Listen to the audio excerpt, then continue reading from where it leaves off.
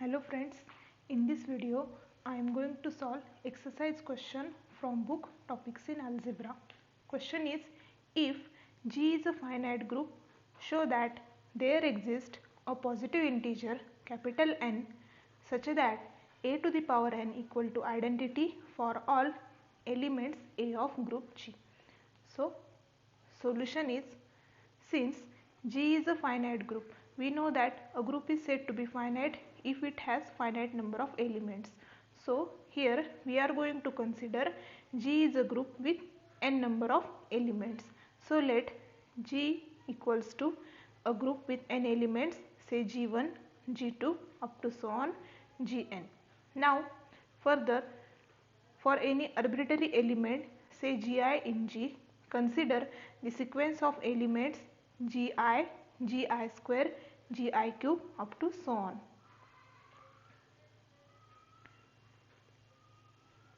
Now since G is a finite group and as it is a group, it will be closed under the binary operation. So for this sequence, we must have Gi to the power j equals to Gi to the power k for some natural numbers j and k, and here we are going to assume that j is strictly greater than k.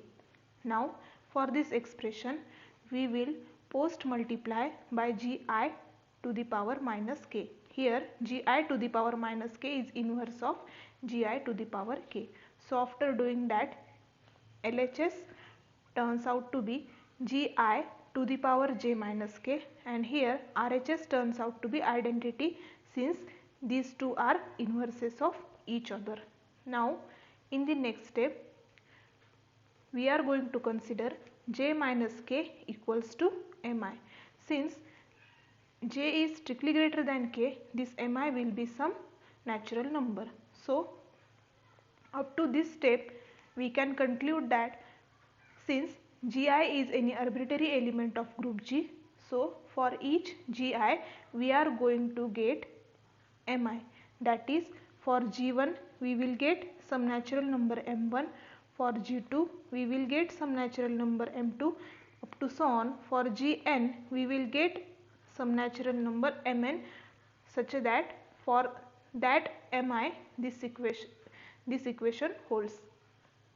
Now in the next step, let us consider capital N is equal to product of all such mi's, that is capital N equals to m1 multiplied by m2 up to so on multiplied by mi up to so on multiplied by mn.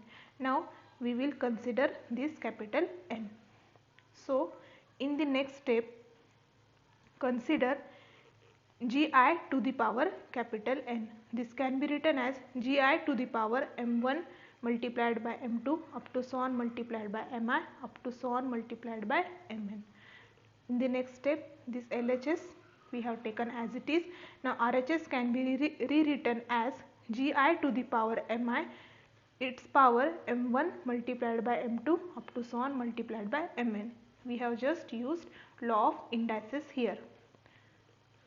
Then in the next step, LHS we have taken as it is, and this RHS becomes e to the power m1 multiplied by m2 up to so on multiplied by mn, since this Gi to the power mi is equal to identity. We have proved this earlier.